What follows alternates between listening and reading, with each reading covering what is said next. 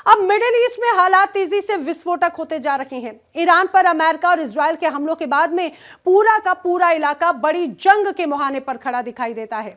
Iran ने जवाबी कार्रवाई करते हुए इजराइल और खाड़ी क्षेत्र में मौजूद कई अमेरिकी सैन्य ठिकानों को निशाना बनाया।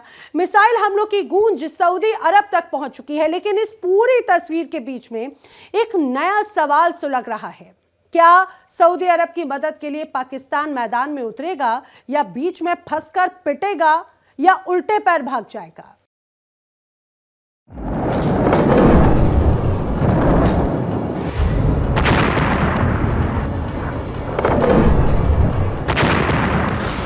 ईरान का वार, मिडिल ईस्ट में तकरार।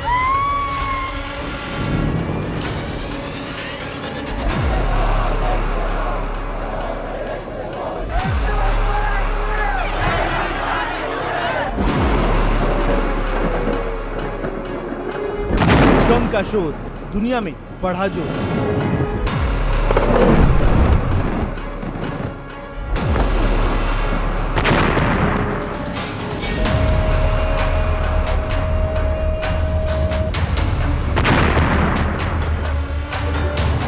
सऊदी की पुकार, क्या करेगी पाक सरकार?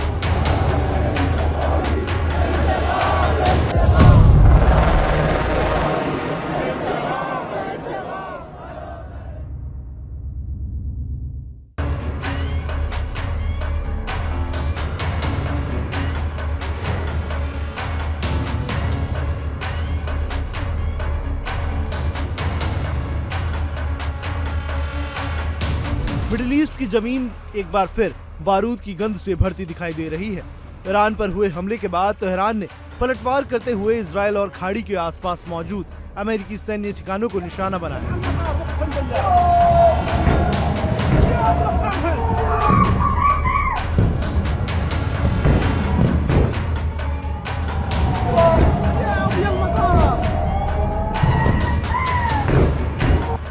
रिपोर्ट्स की माने तो ईरान ने उन देशों की तरफ मिसाइल दागी जहां अमेरिकी सैन्य अड्डे मौजूद हैं।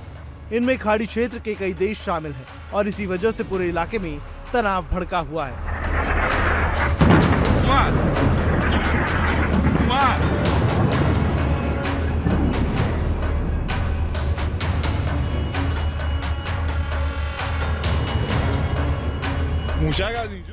एक तरफ वैश्विक तनाव है तो दूसरी तरफ पाकिस्तान बीच में कूदने की चाहत दिखा रहा है। पाकिस्तान जो खुद अपने देश को नहीं चला पा रहा, वो अब वैश्विक युद्ध में मध्यस्थता करना चाहता है। इस बीच चर्चा का केंद्र बन गया है पाकिस्तान।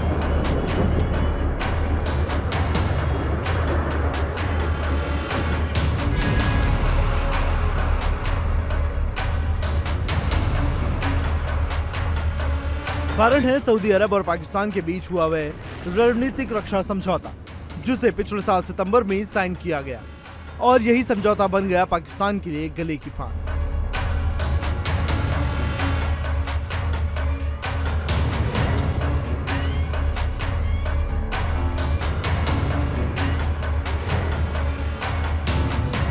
इस समझौते में साफ शब्दों में कहा गया है कि अगर किसी एक देश पर हमला होता है तो उसे दोनों देशों पर हमला माना जाएगा।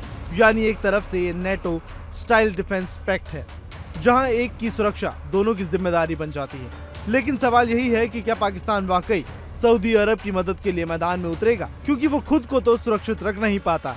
कंगाल पाकिस्तान वो देश है जहाँ की जनता दिन रात मुनीर की सेना को कोसती है, मुनीर की सेना से सवाल करती है कि आखिरकार उनकी सुरक्षा कहाँ है। और ऐसे में सऊदी की मदद के लिए आगे बढ़ना क्या पाकिस्तान में गृह युद्ध की आंख को और हवा दे सकती है?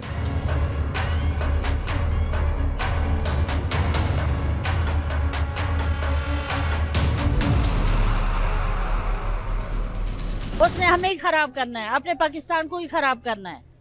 ऐसा क्यों है? अभी जो जंग हुई है उसको देखते हुए आपको क्या लगता है? जंग हुई है, हमारे ये जो सिविल लोग हैं वही शहीद हुए हैं ना, या हमारे बच्चे जो उसमें आर्मी में गए हैं वही शहीद हुए। इनको क्या हुआ है?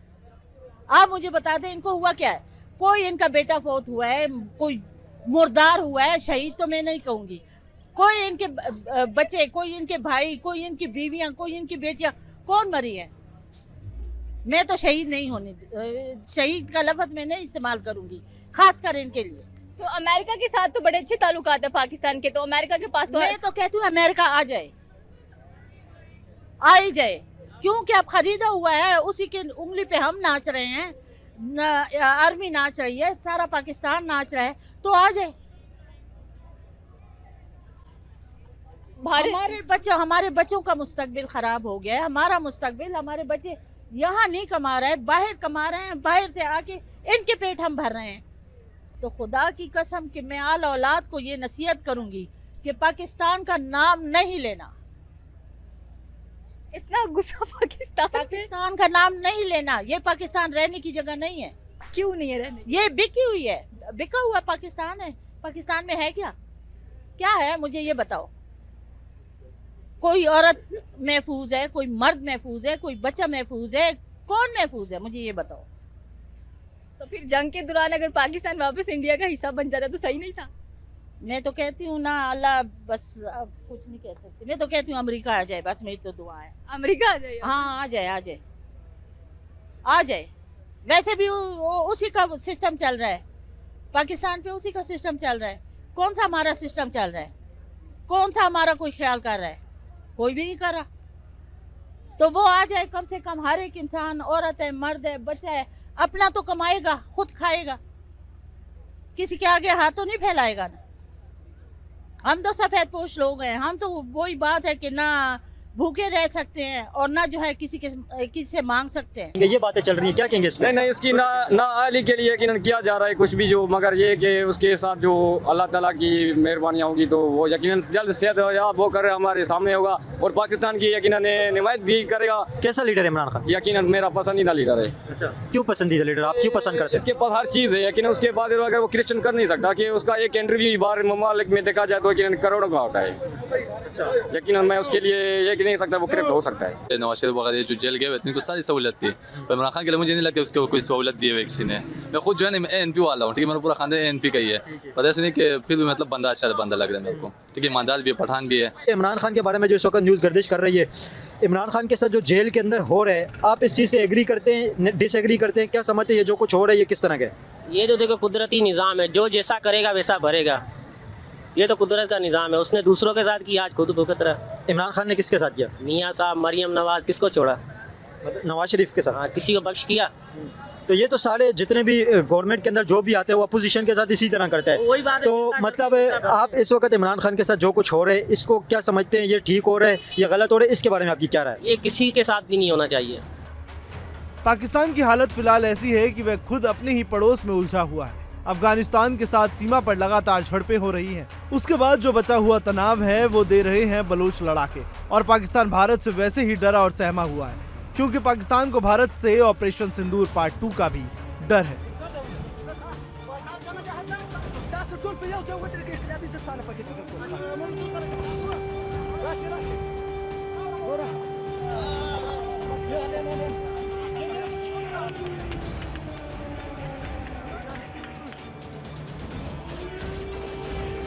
यानी जिस पाकिस्तान को दूसरों की सुरक्षा का दावा करना है, वह खुद अपनी सरहदों की सुरक्षा से जूझता हुआ नजर आ रहा है। क्योंकि हाल ही में इस्लामाबाद में जो ब्लास्ट हुआ, उसके बाद अफगान का अटैक पाकिस्तान की सुरक्षा को दुनिया में दिखा रहा है।